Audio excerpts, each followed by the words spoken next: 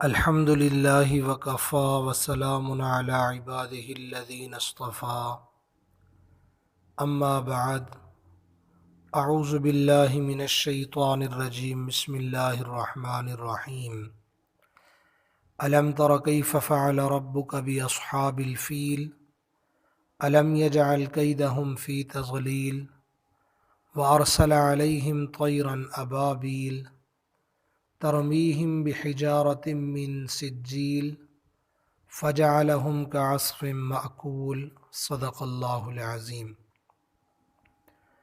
اس سورت کا نام ہے سورۃ فیل، مکی سورت ہے۔ ایک اس سورت کا رکوع ہے اور 5 اس سورت کی آیتیں ہیں۔ قرآن مجید جس ترتیب سے لکھا ہوا ہے اس ترتیب سے یہ سورت 105 نمبر پر ہے، اور جس ترتیب سے قرآن پاک نازل ہوا اس ترتیب سے یہ سورت 19ویں نمبر پر ہے، یعنی 18 صورتیں اس سے پہلے نازل ہو چکی تھی، اس کے بعد پھر یہ سورت نازل ہوئی۔ فیل عربی میں ہاتھی کو کہا جاتا ہے۔ اس سورت کا پہلے آسان سا ترجمہ سماعت فرمائیں۔ اللہ رب العزت نے فرمایا الم تر کیف فعل ربک باصحاب الفیل، کیا آپ کو معلوم نہیں کہ آپ کے رب نے ہاتھی والوں کے ساتھ کیا کیا؟ الم یجعل کیدہم فی تضلیل، کیا ان کی تدبیر کو ملیاں میٹ نہیں کر دیا؟ وارسل علیہم طیرا ابابیل، اور ان پر بھیجے پرندے غول کے غول، جھنڈ کے جھنڈ، ٹکڑیاں ٹکڑیاں۔ ترمیہم بحجارۃ من سجیل، جو ان پر پتھریاں کنکر کی پھینکتے تھے۔ فجعلہم کعصف مأکول، جس نے ان کو کھائے ہوئے بھوسے کی طرح کر دیا۔ یہ تو مختصر سا آسان اس صورت کا ترجمہ ہے۔ اس صورت کی پہلی آیت میں الم تر کیف فعل ربک باصحاب الفیل، فیل لفظ آیا ہے۔ شروع میں عرض کیا فیل عربی میں ہاتھی کو کہا جاتا ہے۔ اس صورت میں ایک خاص واقعہ ہے، اس کی طرف اشارہ ہے کہ فیل ہاتھی والے ان کا کیا واقعہ ہے۔ یہ بہت بڑا تفصیلی واقعہ کتابوں میں ملتا ہے۔ آپ صلی اللہ علیہ وسلم کی ولادت باسعادت سے تقریباً مشہور قول کے مطابق یہ واقعہ 50 دن یا 55 دن پہلے پیش آیا۔ اس کی میں مختصر سی تفصیل عرض کر دوں، پھر بعد میں اس صورت کا سمجھنا بالکل آسان ہو جاتا ہے۔ واقعہ کچھ اس طرح ہے آسان سا کہ یمن ایک علاقہ تھا، وہاں پر ایک گورنر مقرر تھا، اس کا نام تھا ابرہہ۔ یہ بہت ظالم انسان تھا، بڑا جابر قسم کا آدمی تھا۔ اس نے یمن کے اندر ایک شاندار کنیسہ گرجا بنوایا، اور ایسے طور پہ اس کی عمارت بنائی کہ ایسے لگتا تھا بظاہر اس کی مثال شاید کوئی نہیں ہے۔ اور اس کنیسے، اس گرجے بنانے کا مقصد ابرہہ کا یہ تھا کہ یمن کے اندر جو عرب لوگ رہتے ہیں وہ حج کرنے کے لیے مکہ مکرمہ جاتے تھے، بیت اللہ کا جا کے طواف کرتے تھے۔ تو اس کا مقصد یہ تھا کہ یہ جو میں نے کنیسہ گرجا یہ جو بنایا ہے، اس کی عظمت کو دیکھ کر عرب کے لوگ بجائے اس کے کہ بیت اللہ جائیں، اس کنیسے گرجے میں جانے لگے۔ اس خیال سے اس نے تو بڑا اس پر کام کرایا، بڑی عالی شان اونچا، بڑا بہت اونچا تعمیر کرایا، اور اس کی اونچائی میں کے بارے میں تو یہ مشہور ہے کہ نیچے اگر آدمی کھڑا ہو کر اوپر کی طرف نظر ڈالتا تو اوپر اس کا انتہا نظر نہیں آتی تھی۔ اور پھر اس کے اندر سونا لگوایا، چاندی لگوایا، جواہرات اس پر لگائے، بہت خرچہ کیا اس نے۔ اور پھر اپنی اس نے حکومت میں مملکت جو تھی اس کی، جہاں پر جو اس کے ماتحت لوگ تھے، اس نے وہاں اعلان کروایا کہ اب یمن کے جتنے لوگ بھی ہیں، آپ لوگ کعبے کی طرف نہیں جاؤ گے، اس کنیسے اس گرجے میں آ کر تم لوگوں نے عبادت کرنی ہے۔ اعلان اس نے کرا دیا۔ اب ظاہر ہے وہ گورنر تھا، علاقے کا بڑا تھا۔ عرب کے لوگوں میں اگرچہ بتوں کی پوجا تو وہ کرتے تھے اور بت پرستی ان میں غالب بھی تھی کافی، لیکن حضرت ابراہیم علیہ السلام کی جو ملت تھی، ملت ابراہیمی جس کو کہا جاتا ہے، اس کی خانہ کعبہ کی عظمت محبت ان کے دلوں میں بہت زیادہ تھی، کیونکہ دعوت تو عرب کا یہی تھا، ملت ابراہیمی پہ عمل کرنے والے ہیں۔ ان کے کچھ قبیلے تھے، ایک کا نام عدنان تھا، اور بھی قبیلے تھے۔ تو ان کو جب پتہ چلا کہ اس طرح ابراہ نے اعلان کر دیا ہے تو ان کو بڑا غصہ آیا کہ یہ کیا بات ہوئی کہ ہم بیت اللہ کی طرف نہ جائیں اور اس گرجے میں، اس کنیسے میں آ کر ہم عبادت کریں۔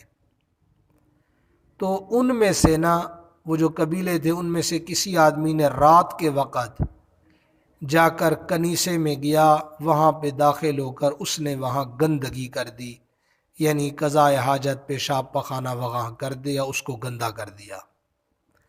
اور بعض علماء نے یہ بھی لکھا ہے کہ وہاں سے ایک مسافر قبیلہ گزر رہا تھا، یا وہاں پہ انہوں نے پڑاؤ ڈالا ہوا تھا، تو انہوں نے وہاں پہ آگ جلائی۔ وہ آگ کسی طریقے سے کوئی چنگاری اڑی، اس کنیسے میں جا کر گری، وہاں سے آگ اس کو لگ گئی، اور بہت سارا نقصان اس کنیسے گرجے کا ہو گیا۔ ابراہ کو جب پتہ چلا کہ اس طرح ہوا ہے اور یہ کام بھی کسی قریشی نے کیا ہے، تو ابراہ نے اس وقت قسم اٹھائی، کہنے لگا میں ان کے کعبے کی نعوذ باللہ ثم نعوذ باللہ اینٹ سے اینٹ بجا کے رکھ دوں گا۔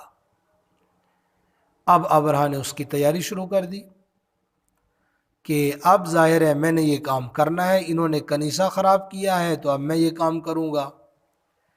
تو پھر اس نے ایک ہاتھی تھے چند، بعض نے اس کی تعداد 8 لکھی ہے، 8 ہاتھی تھے، اور ایک بڑا ہاتھی تھا، اس کا نام تھا محمود، ہاتھی کا نام محمود تھا۔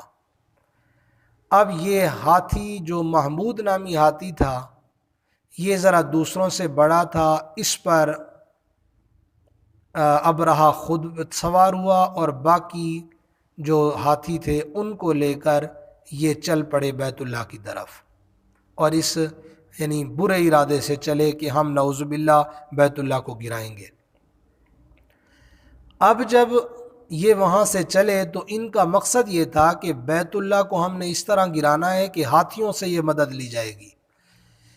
تجویز ان کی یہ تھی کہ بیت اللہ کے ستون جو ہیں ان میں لوہے کے مضبوط اور لمبی لمبی زنجیریں باندھ کر ان زنجیروں کو پھر ہاتھیوں کے گلے میں ڈال دیں گے، اور پھر ہاتھیوں کو چلائیں گے، ان کے چلنے سے جیسے ہی زور پڑے گا تو بیت اللہ نعوذ باللہ زمین پر آ گرے گا۔ اب اس نے یہ برا ارادہ کر لیا، عرب کے اندر اس کی بات پھیل گئی کہ اس طرح وہ ایک برا ارادہ لے کر چل پڑا ہے، آ رہا ہے۔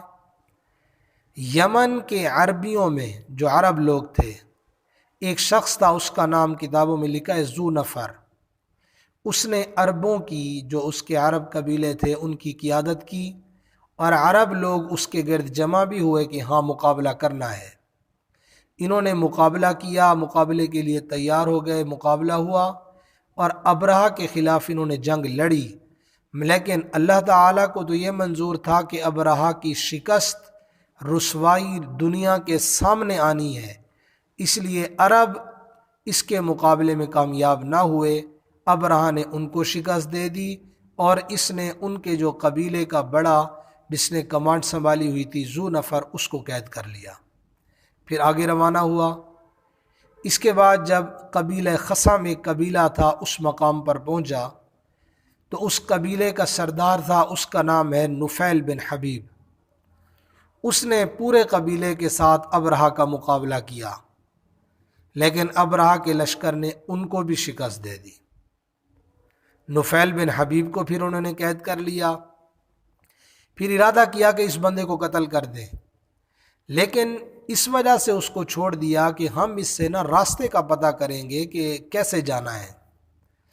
اس کے بعد جب یہ لشکر طائف کے قریب پہنچا، ابرہہ کا لشکر، تو جو طائف کے رہنے والے تھے ان کو اس کی پچھلی جنگوں کے واقعات کا پتہ چل چکا تھا کہ یہ اس طرح آ رہا ہے اور اتنے علاقے اس نے وہاں پہ یہ غالب آ گیا ہے۔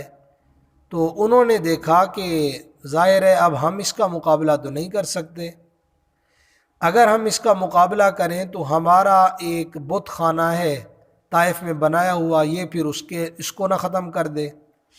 انہوں نے ابرہہ سے مل کر یہ طے کر لیا کہ ہم آپ کی امداد کریں گے، تو آپ ایسے کریں، ہمارا ایک سردار ہے ابو رغال، ہم اس کو آپ کے ساتھ بھیج دیتے ہیں۔ تو ابرہہ اس پہ راضی ہو گیا، چلو ٹھیک ہے، اس نے ان کو کچھ نہ کہا۔ ابو رغال کو ساتھ لے کر یہ مکہ مکرمہ کے قریب وہاں پر پہنچ گیا، جہاں وہاں کہتے ہیں قریش کے لوگوں کے کچھ اونٹ چر رہے تھے۔ ابرہہ کے لشکر نے سب سے پہلے تو ان پر حملہ کر کے اونٹ ان کے پکڑ لیے، اپنی قید میں لے آیا، اپنے قبضے میں لے لیے۔ اس کے بعد وہ جو اونٹ تھے ان میں 200 اونٹ نبی کریم صلی اللہ علیہ وسلم کے دادا جناب عبد المطلب جو قریشیوں کے سردار تھے ان کے 200 اونٹ تھے۔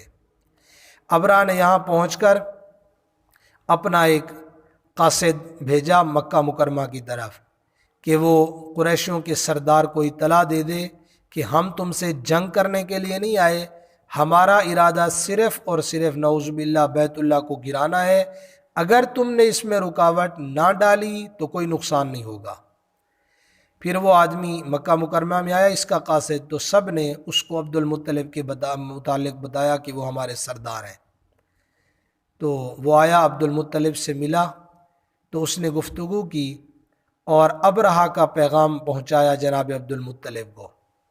جناب عبد المطلب نے یہ جواب دیا کہ ہم بھی ابرہہ سے جنگ کا کوئی ارادہ نہیں رکھتے، نہ ہمارے پاس اتنی طاقت ہے کہ ہم اس کا مقابلہ کر سکیں، لیکن میں یہ تمہیں بتا دیتا ہوں یہ اللہ کا گھر ہے اور اس کے خلیل حضرت ابراہیم علیہ السلام کا بنایا ہوا ہے، وہ خود اس کی حفاظت کا ذمہ دار ہے۔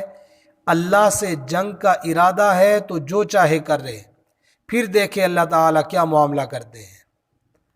وہ جو قاصد تھا اس نے عبد المطلب سے یہ بھی کہا کہ پھر آپ میرے ساتھ چلیں، میں آپ کو ابرہہ سے ملا دیتا ہوں۔ ابرہہ نے جب عبد المطلب کو دیکھا، عبد المطلب بڑے وجیح و صورت، بڑے خوبصورت انسان تھے، تو اس نے بارعب شخصیت تھی۔ ابرہہ نے جب دیکھا عبد المطلب کو تو اپنے تخت سے نیچے اتر کے بیٹھ گیا اور عبد المطلب کو اپنے برابر بٹھایا اور پھر اپنے ترجمان سے کہا عبد المطلب سے پوچھو کہ یہ کیا مقصد ہے ان کا، کیسے آئے ہیں۔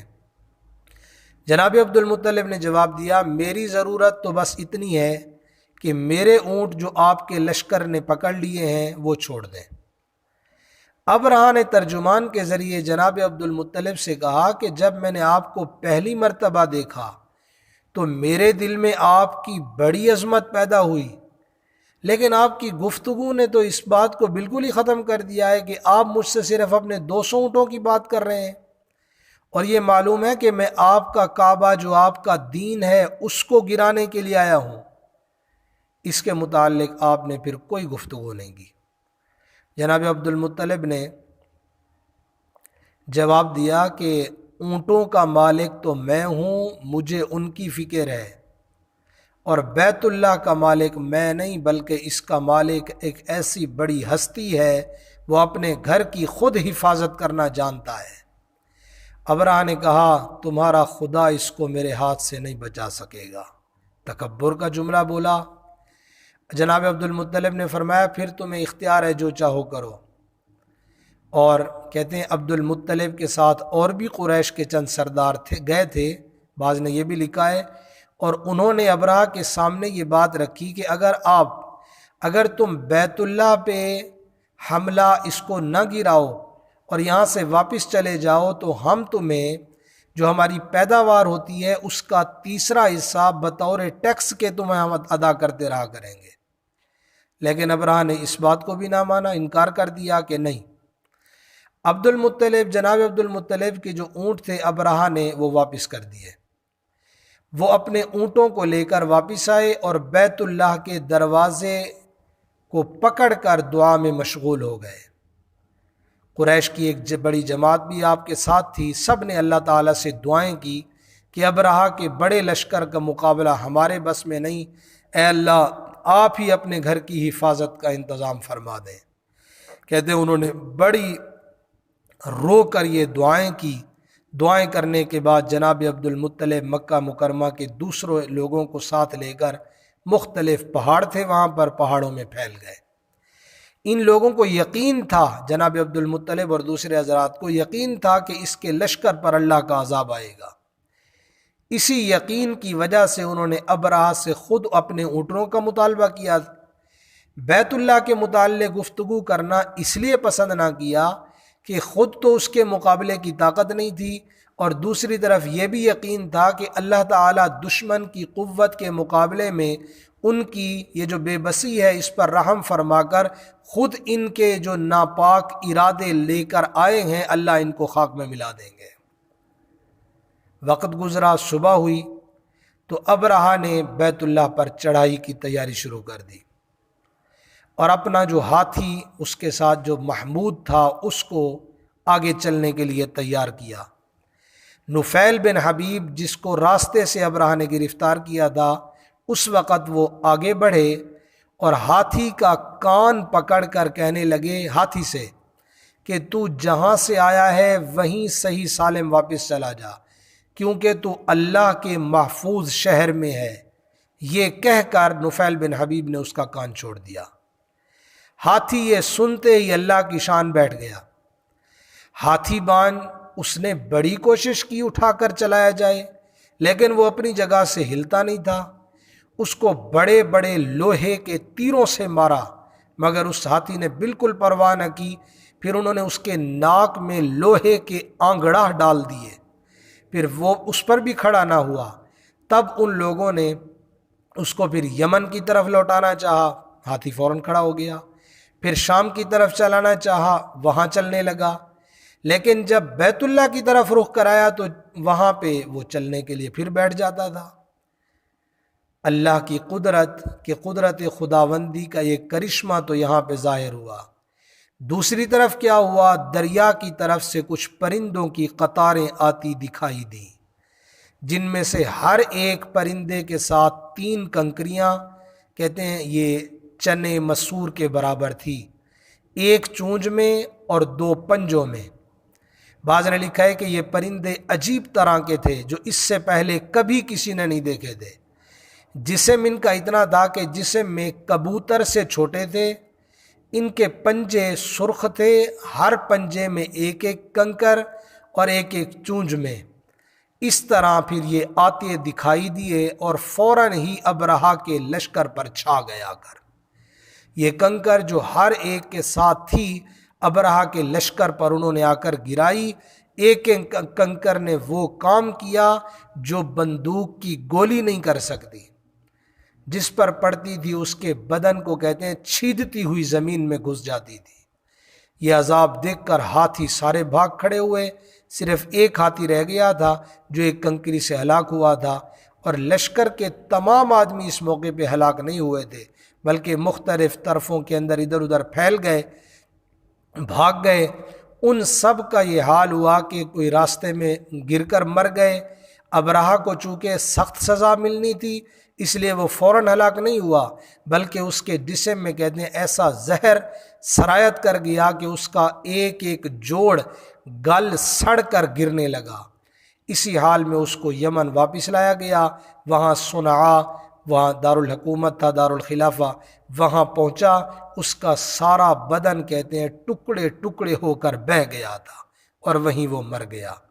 ابرہہ کے ہاتھی محمود کے ساتھ 2 ہاتھی بان یہی مکہ مکرمہ میں رہ گئے، مگر اس طرح کہ کہتے ہیں وہ دونوں اندھے اور اپاہج ہو گئے تھے۔ بلکہ ایک روایت ہے حضرت عائشہ رضی اللہ تعالیٰ عنہ کی، وہ فرماتی ہیں کہ میں نے ان دونوں کو اس حالت میں دیکھا تھا کہ وہ اندھے اور اپاہج تھے۔ حضرت عائشہ رضی اللہ تعالیٰ عنہ کی بہن حضرت اسما رضی اللہ تعالیٰ عنہ وہ بھی فرماتی ہیں میں نے ان دونوں اندھوں اپاہجوں کو مکے میں بھیک مانگتے ہوئے دیکھا تھا۔ تو بہرحال یہ واقعہ نبی کریم صلی اللہ علیہ وسلم کی ولادت باسعادت سے 50 دن پہلے پیش آیا۔ اب بیت اللہ یہ شعائر اللہ میں سے ہے، اللہ تعالیٰ کے شاعر میں سے بیت اللہ کو وہ ڈھانے کے لیے آیا، گرانے کے لیے۔